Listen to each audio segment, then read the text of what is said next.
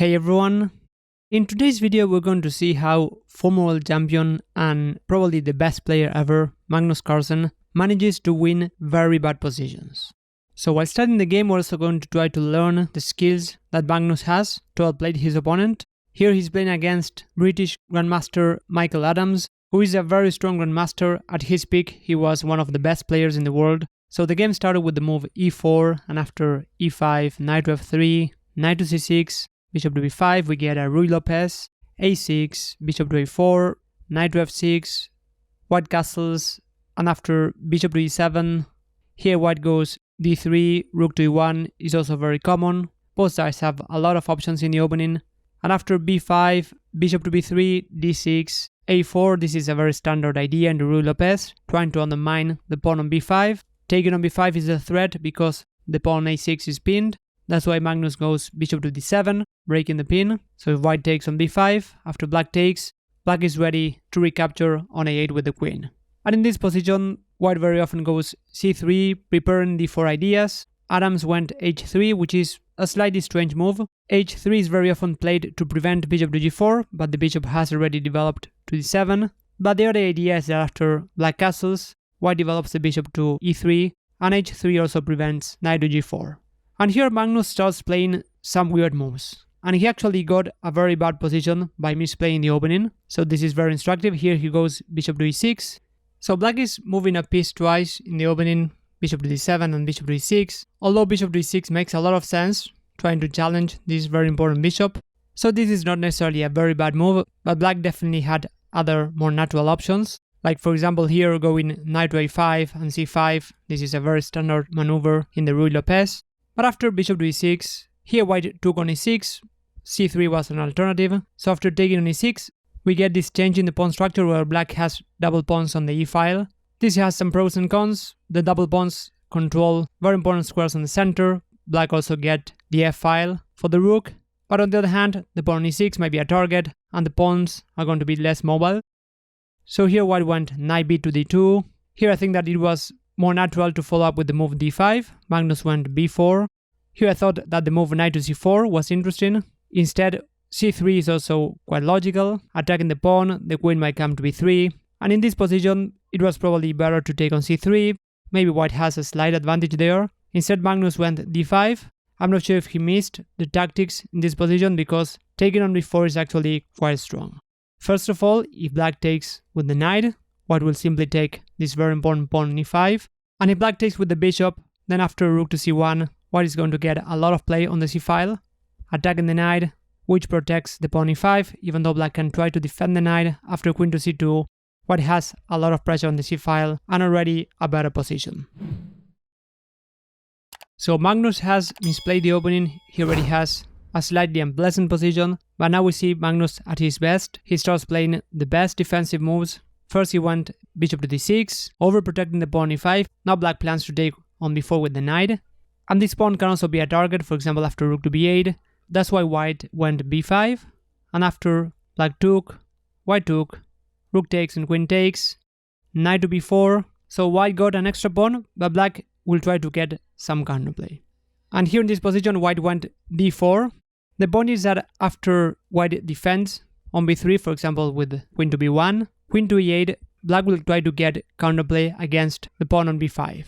So for example after b6, black takes and bishop takes, black has the move queen to b5, and black will get the material back and a very active position. So white correctly went d4, trying to get activity and counter-attacking. Taking on e5 is a huge threat. That's why black took on d4, and after knight takes, attacking e6, queen to e8, defends. And here Adams went queen to a4. Taking on d5 was an option, but Magnus' idea is to take with the knight. And in return for the pawn, black has very active pieces. And let's remember that this extra pawn is a double pawn. So queen to a4 was played, which is a very interesting way to try to activate the pieces by giving the pawn back. After knight takes, and knight takes, d takes. Here Adams went knight to c6. And in this position Magnus went knight to d5, maybe trying to create some complications. Taking on c6 was possible, but this is just very passive for black. Although black got the pawn back, now this pawn on e4 is going to be a target. The queen is attacking it white might bring the rook to d4 to attack it. So this is a position that might be objectively the best alternative, but quite unpleasant to defend. So Magnus went knight to d5, giving the pawn e4, and his idea was to take on e3. Already setting up some small traps, which is basically what Magnus did throughout the game, not only to defend a bad position but to win this game. So here, white would probably love to take on e3, trying to simplify the position. For example, after rook takes and king takes, white has an extra pawn, and this position looks very easy to play as white, but here black has the move bishop to h2, deflecting the king, giving a check, and after king takes, black will win an exchange. So after knight takes, white has to take on e3 with the queen, and even so this position, when I first saw it, I just thought that white would probably win it or maybe draw it, but I just couldn't believe my eyes when I saw Magnus winning this position as black. So here white has an extra pawn, a knight on c6, which although it might look attractive, so far it doesn't have any clear targets. This pawn on e6 might definitely be a target, it's isolated, but from now on we'll see Magnus at his best, looking for counterplay and creating some small tricks in the position to invite his opponent to go wrong. So first he went rook to f5, attacking the pawn on b5. Here Adams played the move knight to d4, which I didn't like a lot. I think it was better to simply defend the pawn with the queen. And now the rook might come to e1 to put pressure on e6, or it might also come to d1.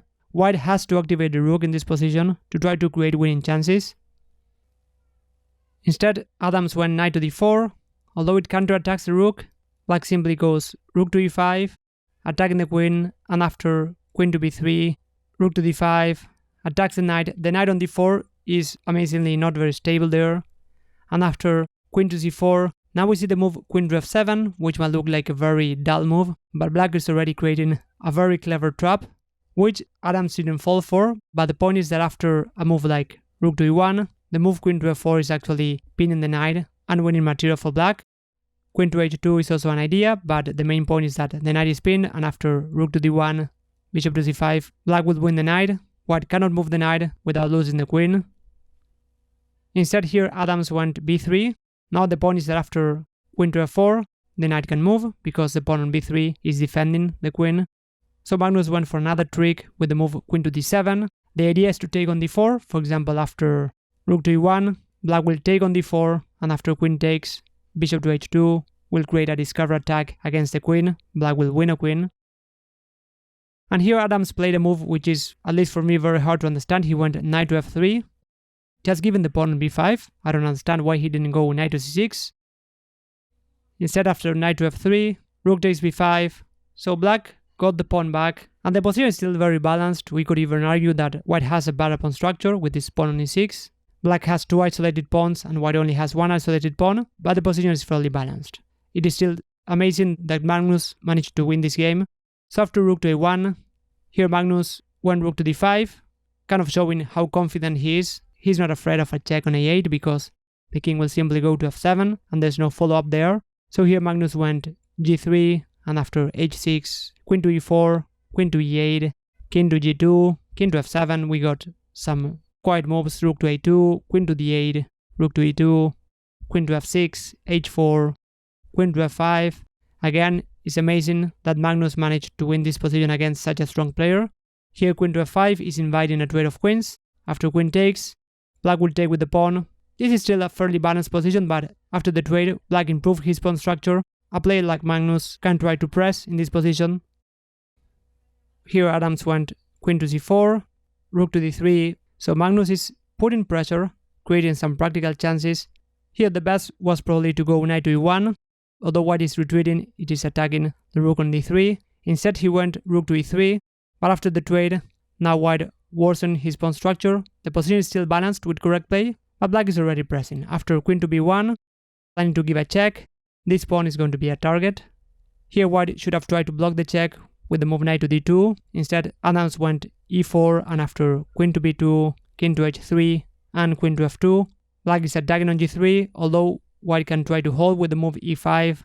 Black is slowly but surely gaining an advantage. After queen takes, white took on d6. Here Magnus played an intermediate move. He gave a few checks before taking on d6. After queen to h1, king to g4, queen to d1, and then queen takes. So now Magnus got an extra pawn. This position with perfect play might be holdable for white, but against Magnus this is going to be just a nightmare. h5 and after c5, g4, queen to d4, queen to f1, king to e7. Now black will try to activate the king to push the pass pawn on the e-file. So here white went king to g3, king to d6. So black will slowly maneuver with the king and with the pawn. I'm not wanting to suffer. Here Adams went queen to c4. Actually a very interesting try, but Magnus knows his pawn endings very well. Here after the queen trade, if black goes king to e6, after king to f3, there's no way for black to progress, but the idea is to simply give the pawn back, and after king to f4, go e3. Here white went king to f3, but the point is that after king takes and king to e5, white is in zugzwang. Black's king is going to penetrate. After king to f3, the king will go to d4 and collect the pawn on c4, or after king to d3, king to f4 will collect the pawn on g4. White tried king to f3. Again, a very clever try. The point is that after king to e5 and king takes, it is black to play, so the king cannot penetrate, but Magnus simply goes king to e6, and after king to e2, he went king to f6. Again, if white takes on e3, king to e5 will win for black, so white tried king to e2, and after king to f6, king to f3, king to g5, black will collect the pawn on the king side.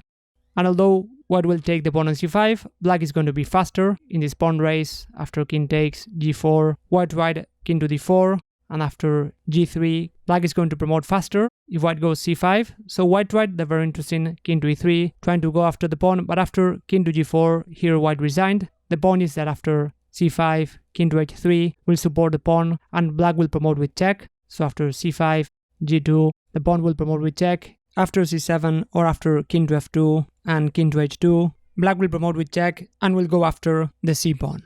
So this was an amazing win by Magnus. Even those positions that look ugly and desperate can offer a lot of hidden chances. Thanks a lot for watching, and I'll see you in the next video.